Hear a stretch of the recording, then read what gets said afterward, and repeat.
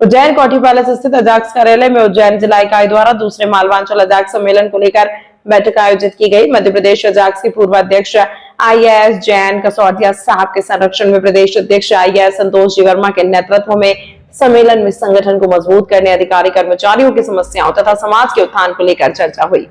संभागीय अध्यक्ष जगन्नाथ बागड़ी ने जानकारी देते हुए बताया कि उज्जैन संभाग के देवास, शाजापुर, आगर, मंदसौर, नीमच, रतलाम जिले में बैठक संपन्न। बैठक में निर्णय लिया गया कि दूसरे मालवांचल अजाक्स महाधिवेशन मई के अंतिम सप्ताह में उज्जैन में मुख्यमंत्री डॉक्टर मोहन यादव के मुख्य आतिथ्य में आयोजित किया जाएगा।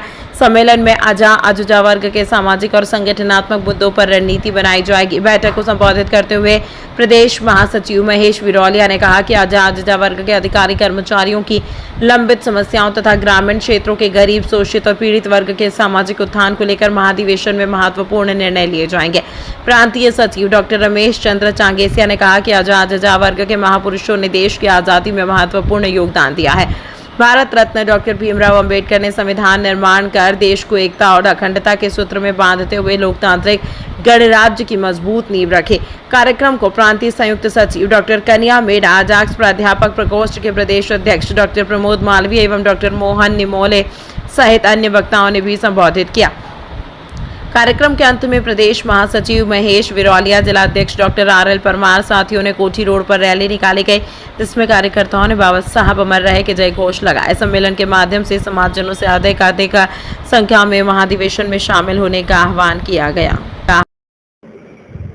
अजाक्स के संरक्षक माननीय जैन कसौटिया साहब और प्रदेश अध्यक्ष हमारे आदरणीय संतोष जी वर्मा साहब, कार्यवाहक अध्यक्ष आदरणीय यशस्वी साहब के नेतृत्व में पूरे प्रदेश में मध्य प्रदेश अजाक्स जिले में रन कर रहा है और सभी दूर हमारी जो लंबित मांगे और इस तरह की जो समस्याएं उनके निराकरण के लिए प्रयास लगातार सतत चल रहा है।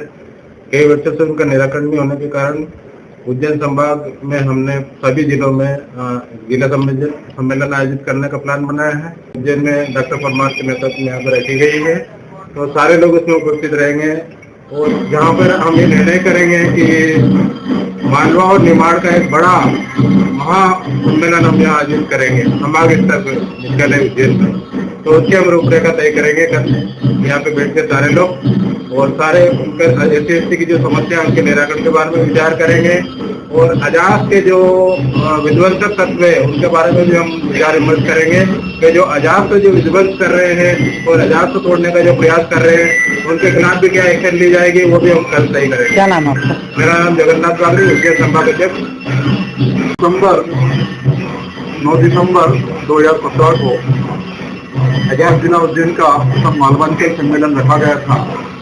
इसलिए सब्जेक्ट हमने रखा था कि पूना फैक्टर से आज तक आरक्षण की जो दशा और दिशा, तो 17 से लगा के आज 26 हो गए। इन सालों में जो आरक्षण की जो दयनीय दशा की गई है और उसमें विधायिका, कार्यपालिका और न्यायपालिका की जो योगदान है वो सम्मिलित होकर मतलब आरक्षण की स्थिति बद से बदतर हो गई है और आज निजीकरण का दौर चल रहा है। ऐसी स्थिति में जो SC के लोग हैं और कुछ लोग के प्रश्रय के कारण जो है संगठन को तोड़ने का काम कर रहे हैं और एक समाज में भ्रम की स्थिति बनी हुई है। समाज में सामाजिक सेवा बाबा साहब ने आरक्षण दिया, सबको दिया, मतलब विधायकों को भी दिया और समान अवसर नौकरी का आरक्षण भी दिया, लेकिन उसके परिणाम स्वरूप भी बाबा साहब का जो आरक्षण है पूरी तरह से लागू नहीं हो पाया, बाबा साहब का बलिदान पूरी तरह से लागू नहीं हो पाया। तो आखिरी मई के सप्ताह में अजाक्स का मालवा चल सम्मेलन आयोजित होने जा रहा है और इस आयोजन में हम ये विचार करेंगे जो अजाक्स की स्थिति आज बनी हुई है और जिसके कारण 2 दल बने हुए दिख रहे हैं और समाज में बिखराव पैदा कर रहे हैं और ऐसे लोग जो समाज को नीचा दिखाना चाहते हैं और समाज का हित कर रहे हैं, उन लोगों से क्योंकि हम यहाँ बात जरूर कहना चाहते हैं कि जो अपना सब कुछ त्याग कर समाज के साथ खड़ा होता है या संगठन के साथ खड़ा होता है वो सबसे महान है और उसी व्यक्ति की पूजा होनी चाहिए।